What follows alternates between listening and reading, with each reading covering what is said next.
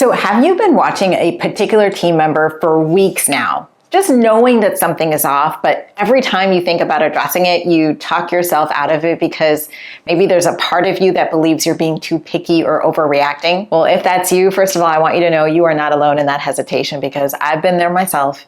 And secondly, I'm really glad that you found this video because sometimes without an objective, experienced third party, we can get stuck in our own heads and not make the right call. So today we're going to talk about how to know if what you're seeing is actually a problem that you should address, how to put language to something that feels intangible, and how to bring it up in a way that doesn't trigger defenses.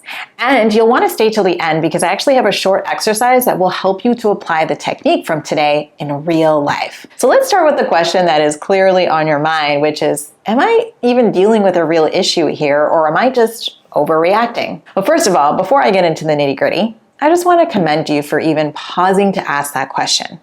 I think it says so much about you that you're willing to challenge your own thinking before jumping in and taking action. It means that you are a thoughtful and intentional person, and that, my friend, is a great management practice, so kudos to you. That being said, I have noticed that those of us that care, that are thoughtful, sometimes that thoughtfulness can derail us because it can cause us to second guess what we're seeing and second guess our standards, which then of course leads us to shrink back from addressing the thing that deserves our attention. So I'm here to tell you that if you saw something, and let's call it your spidey senses told you that there is something there, then there is something there worth addressing, or at the very least, something worth examining. At the end of the day, it is your role as the manager to protect the standards, the culture, the results. And one of the ways that you can do that is by addressing the things that might be chipping away at those standards, even when it's uncomfortable, and even if it means that you will be misunderstood in doing so. So yeah, I'm not gonna lie, you might be seen as being too much, or being labeled as the manager with high standards. But I think that's a small price to pay for protecting the results and the culture. But I know you are still looking for a very tangible way to know for certain. So I wanted to give you an exercise that will help you stay objective in terms of figuring out if you should address the thing or not. So actually, let's do this together. So I want you to grab a piece of paper. Yes, I am old school and I still write things down, but feel free to use a doc, right? You can go to your computer, open up a doc and write it down. And what I want you to do is on that paper, write down everything that you're seeing that's bothering you, right? What's been pricking at you? Is it that they are not communicating early enough? Are they not following processes? Are they submitting incomplete work, which is causing you more work, right, on your end? Write it all down. And then underneath that, I want you to answer these three questions. So number one, is this behavior showing up regularly? Number two, is this behavior impacting the team dynamic, the culture, or the results? And number three, if everyone on the team was showing up like this, would you have a problem on your hands? If the answer to those three questions are yes, then you are not overreacting, my friend. It is definitely a problem that deserves your attention and should be addressed with that person. Now, what if you do that exercise and the behavior or the thing that is bothering you feels intangible? So it's not clear cut like they're being consistently late or missing deadlines or something like that, but it's more behavioral.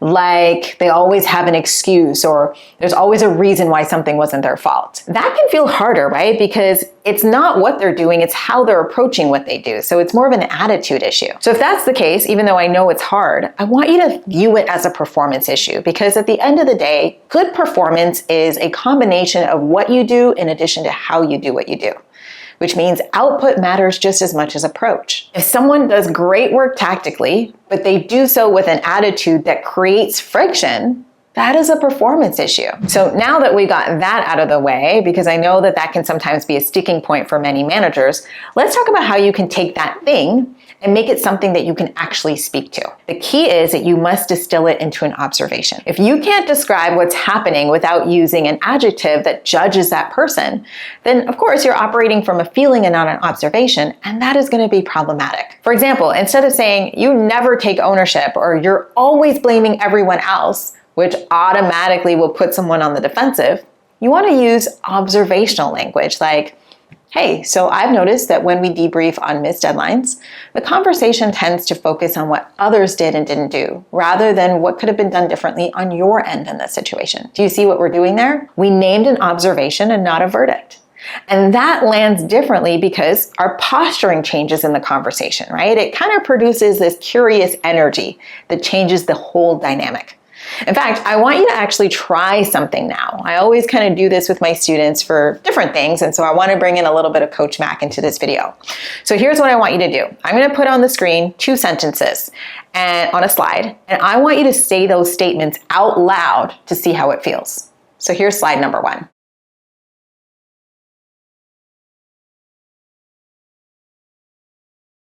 Now here's slide number 2.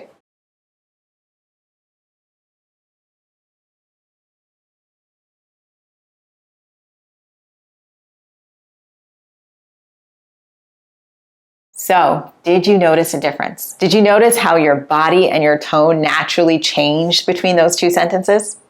Listen, if you can feel the difference just saying it out loud to yourself, imagine how differently it lands for the person sitting across from you having to hear it. And listen, I just want to bring something into this conversation that I think needs to be said, which is, even with everything we discussed today, right, and the adjustments that you're going to make to enter into this conversation productively, I want you to know that there will always be those people who will not respond the way that you hoped. And that is not your failure. Now, if you go in there and you don't know what you're doing and you're bringing in emotion and you're being accusatory, okay, yeah, that's on you. But if you're showing up with integrity and curiosity and openness, you can't take that on. Your job is not to guarantee the outcome.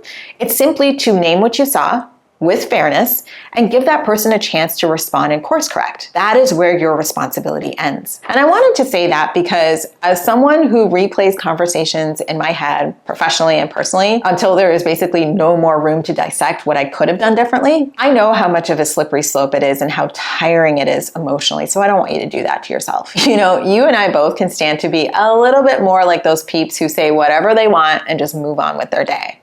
But hey, that is not us, and I don't think we want to be like that anyway. So I think the goal for us is to just show up our best, replay it maybe once for improvement, own our parts, and let them own their parts. Now, it's not enough to just name what you're observing. That is an important step, yes. But the next important step is to articulate very clearly what you want to see from them moving forward. And this video right here is going to walk you through how to set clear expectations so that when you sit down with that person, you know exactly what you're asking them to change and what they need to do next.